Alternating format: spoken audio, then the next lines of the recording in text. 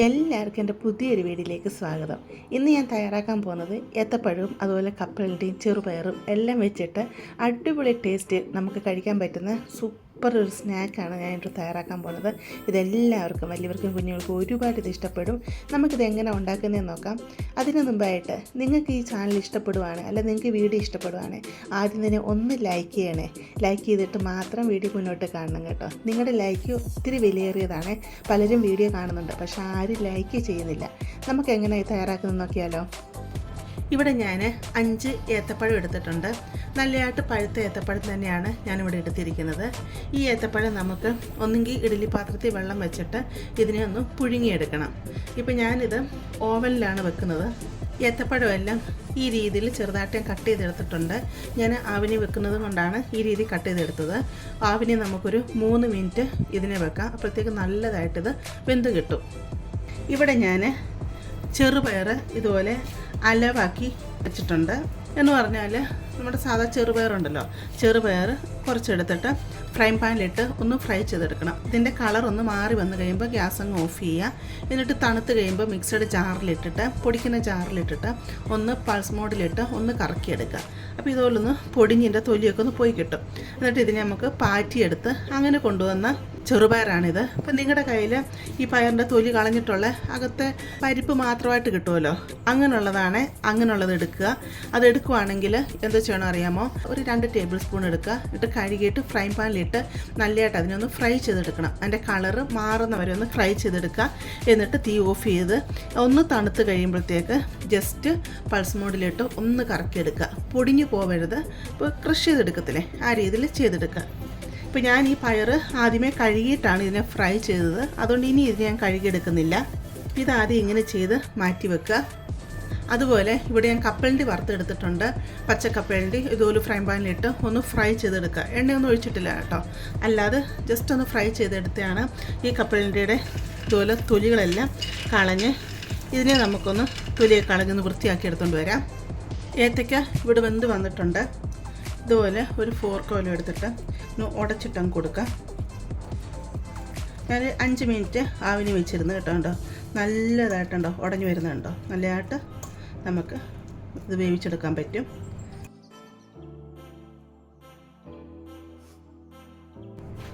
ഏത്തപ്പഴം ഞാൻ ഇവിടെ ഉടച്ചെടുത്തിട്ടുണ്ട്. ഇപ്പോൾ ഇതൊരു ലൂസിലല്ലേ ഇരിക്കുന്നത്. ഇനി നമുക്കിതിനെ ടൈറ്റ് ചെയ്യാനായിട്ട് ഞാൻ ഇവിടെ വെള്ളേവലാണ് എടുത്തിരിക്കുന്നത്. അത് കുറേച്ചിട്ട് കൊടുക്കാം.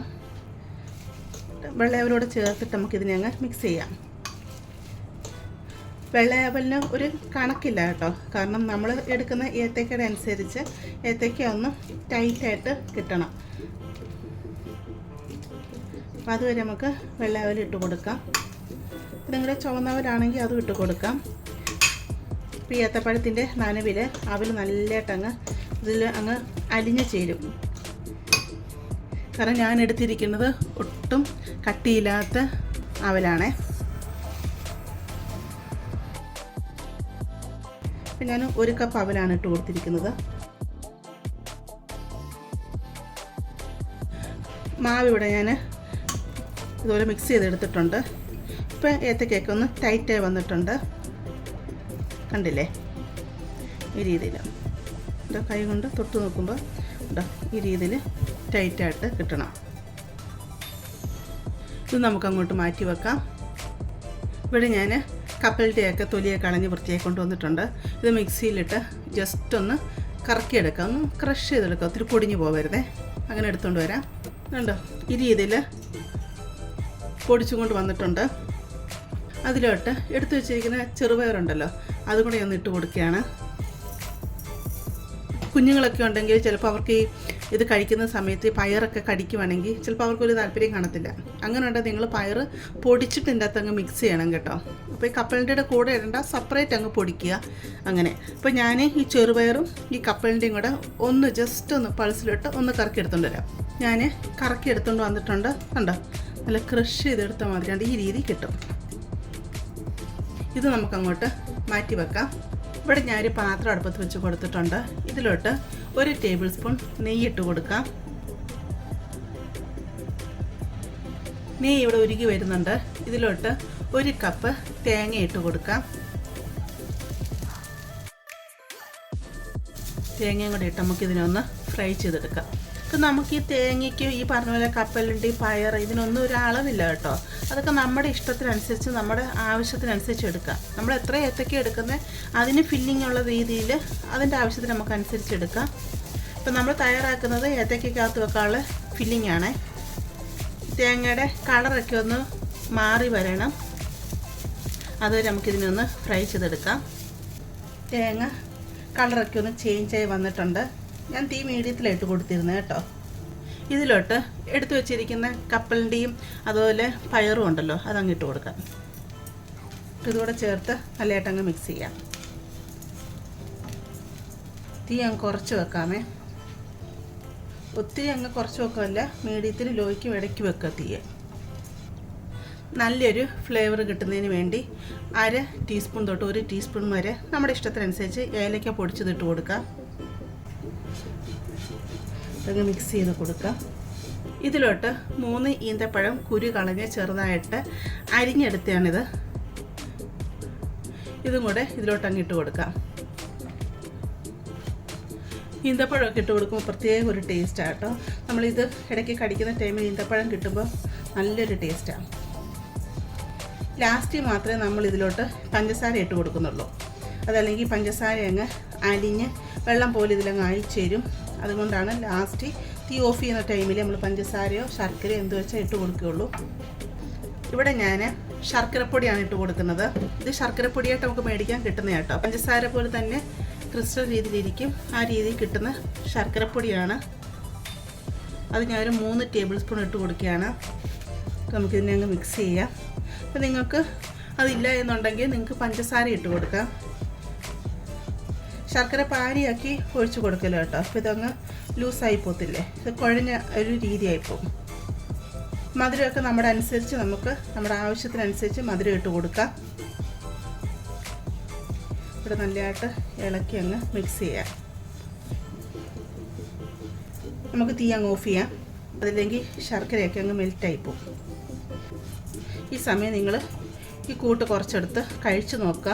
മധുരം വേണം എന്നുണ്ടെങ്കിൽ ശകലം ശർക്കരയോ പഞ്ചസാരയോ എന്ത് വെച്ചാൽ അതങ്ങിട്ട് കൊടുക്കുക. പിന്നെ നമ്മൾ എടുത്ത് വെച്ചിരിക്കുന്ന ഏത്തക്ക ഉണ്ടല്ലോ, ചില ഏത്തക്കയ്ക്ക് നല്ല മധുരം ഉള്ളതായിരിക്കും. അപ്പോൾ അതിൻ്റെ എല്ലാം അനുസരിച്ച് ഓരോരുത്തരുടെ മധുരം അനുസരിച്ച് ഇട്ട് കൊടുക്കുക കേട്ടോ. അങ്ങനെ ഫില്ലിങ് ഇവിടെ റെഡി ആയിട്ടുണ്ട്. നമ്മൾ എടുത്തു വെച്ചിരിക്കുന്ന ഏത്തക്കയുടെ കൂട്ടാണിത്. കയ്യിലോട്ട് ശകലം നെയ്യ് തേച്ച് കൊടുക്കാം. കുറച്ച് ഏത്തക്കയുടെ ഭാഗം എടുത്തിട്ട് നല്ലതായിട്ട് ഇങ്ങനെ പ്രസ് ചെയ്ത് കയ്യിലോട്ട് വെച്ച് ഇങ്ങനെ പ്രസ് ചെയ്ത് കൊടുക്കാം. ഈ കുഴക്കട്ടെ എങ്ങനെ നമ്മൾ പരത്തിയെടുക്കുന്നത് ആ രീതിയിൽ. ഇതിൻ്റെ അകത്തോട്ട് ഫില്ലിങ് വെച്ച് കൊടുക്കുക. 1 സ്പൂൺ വെച്ച് കൊടുത്താൽ മതി കേട്ടോ. ഒത്തിരിയായ അടച്ചെടുക്കാൻ പാടാണ്. എന്നിട്ട് നമുക്കിതിനെ കുഴക്കട്ട ചെയ്യുന്ന പോലെ തന്നെ കവർ ചെയ്തങ്ങ് എടുക്കാം.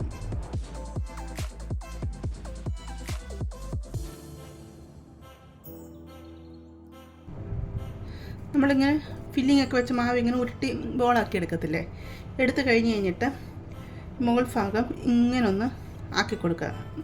ഈ കൈ ഇങ്ങനെ വെച്ചിട്ട് ഈ കൈ കൊണ്ട് ഇങ്ങനെ ഒന്ന് ആക്കി കൊടുക്കണം. ആക്കി കൊടുക്കുമ്പോൾ ഇങ്ങനെ ഒരു ഷേപ്പ് പോലെ വരും. എന്നിട്ട് ഈ 2 വിരലുണ്ടല്ലോ ഇങ്ങനെ, ഈ ഒരു വിരൽ വെച്ച് ഇങ്ങനെ ഒന്ന് പ്രസ് ചെയ്താണ്ട് ഈ മേൽഭാഗം മാത്രം ഇങ്ങനെ ഒന്ന് പ്രസ് ചെയ്ത് കൊടുക്കാം. ഇവിടെ ഒക്കെ ഒന്ന് ഷേപ്പ് ചെയ്ത് കൊടുത്തു കഴിഞ്ഞാൽ ഉണ്ടോ ഈ രീതി കിട്ടും. നമുക്ക് ഇഷ്ടമുള്ള ഷേപ്പ് ആക്കിയെടുക്കാം. ഞാൻ ഈ ഷേപ്പ് ആക്കിയെടുത്തു എന്ന് മാത്രമേ ഉള്ളൂ. ഏത്തക്കകത്ത് ഫില്ലിംഗ് എല്ലാം വെച്ച് എല്ലാം റെഡിയാക്കി എടുത്തുകൊണ്ട് വന്നിട്ടുണ്ട്.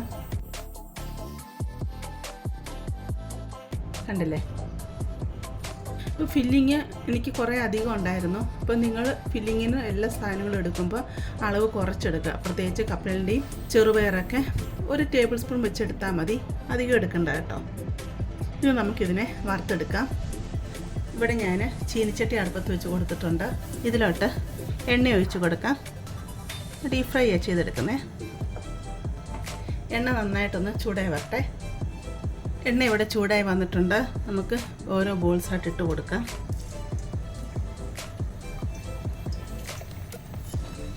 തീ മീഡിയത്തിൽ വെച്ച് കൊടുക്കാമേ. ഇതിൽ വേകാനായിട്ടൊന്നും ഇല്ലല്ലോ, അതുകൊണ്ട് നമുക്ക് തിരിച്ച് മറിച്ചുമൊക്കെ ഇട്ട് ഇത് നമുക്കങ്ങ് ഫ്രൈ ചെയ്തെടുക്കാം.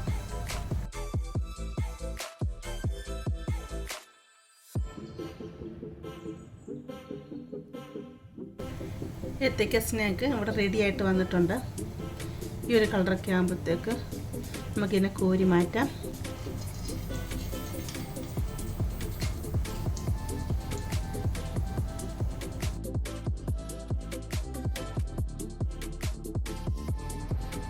അങ്ങനെ നമ്മുടെ ഏത്തയ്ക്ക വെച്ചുള്ള സ്നാക്സ് റെഡി ആയിട്ട് വന്നിട്ടുണ്ട്.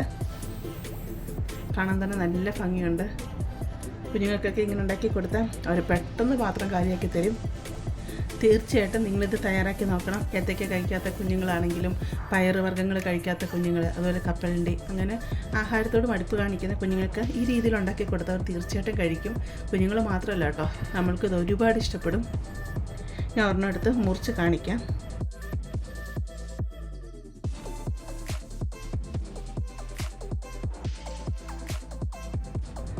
ഉണ്ടല്ലേ, നല്ല ഫില്ലിംഗ് ഒക്കെ വെച്ച് നല്ല രീതി നമ്മൾ കഴിക്കാനും നല്ല ടേസ്റ്റ് തന്നെയാണ്.